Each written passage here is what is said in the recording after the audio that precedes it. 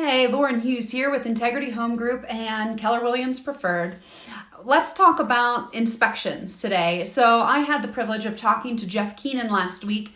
We got to do a cute little video where I got to talk to a professional inspector, and he thought some of my tips and tricks were a little funny, and it's always fun to get to speak to a professional, and then I get to kind of explain how I've learned some of the tricks and tips from a home buyer or home seller perspective, not a professional by any means.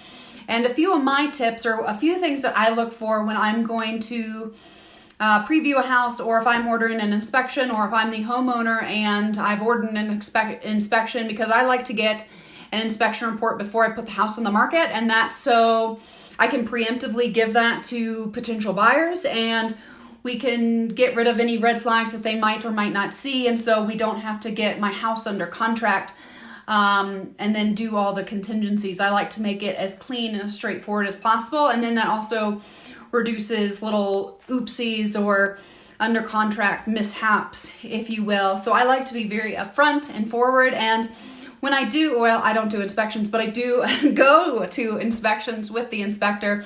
So if I'm your realtor, or whoever you choose as your realtor, I always make sure that the realtor goes, and that's just to make sure they know what they're doing, or that they can turn on and off light switches, or they can figure out how to use a Nest, not Nest camera, how they can use a Nest thermostat. So it's little things that I like to be present for, and then I can also answer questions, or if they find something, I can talk to them a little bit more about it. And some of my big red flags or things that I do look for with inspections, and inspections are only for major issues.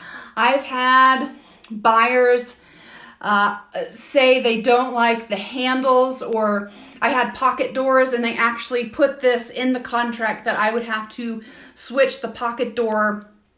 I don't even know what they're called. They're not the hinges, but it's like a $2 piece of hardware that they literally put that into the offer, saying that I had to fix these on 2 doors. No, it was 3 doors for the home, 3, and $2, and they weren't going to purchase the property unless we put those in. And well, that was probably one of the worst offers I had ever seen. They wanted a huge discount, and then they wanted us to do a bunch of random handiwork that really had nothing to do with the stability of the home. It was, I don't know. The house obviously wasn't for them, but anyway. So it's for major structural issues, and some of the things that I like to check for, or my biggest thing is when I go into the house, if I'm going as a buyer or your agent and buyer's agent, I like to take my shoes off actually when I get into the home. One, it's respectful. You're not bringing in dirt and random stuff.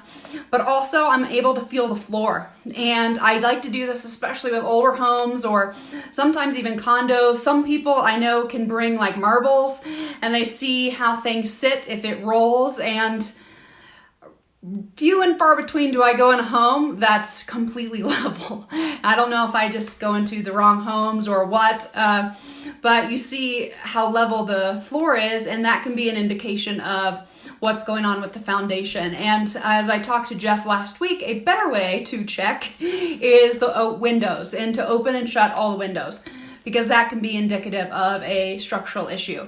So I do like checking the windows, and if the agent on site and just looks at you, and I've had an agent actually do this, told me not to open the windows and that it was dried paint. And it's like, excuse me, like what? I can't open the windows? Yeah, they like yell at me. They're like, you can't open the windows, ma'am, you can't do this. And I was like, well, I want to check the structure. You're telling me not to. And then you told me why, and that it was glued, or it was shut because of the painting, and that there's no structural issues. Like literally, that's what she told me.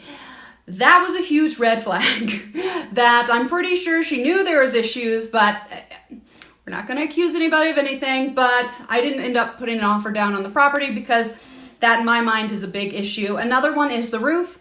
And if there's any dings or any kind of deformations with the roof, or if some of like the shingle, kind of the pebbly stuff on the roof looks like it's coming off due to hail damage or something like that, that would classify as major issues. So thank you guys for tuning in with inspections. I'll see you next week.